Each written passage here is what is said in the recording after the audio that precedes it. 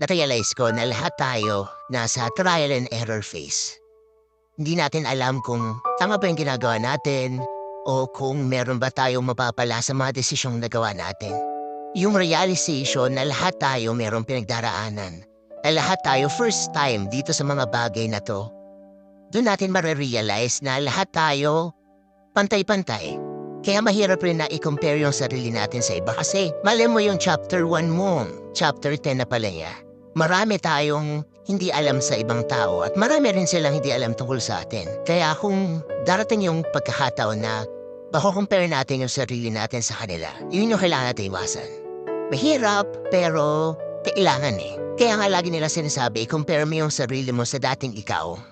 Kasi dun mo makikita kung nag-improve ka ba, kung meron ba nangyari na maganda sa buhay mo, yung realization na lahat tayo may pinagdaraanan.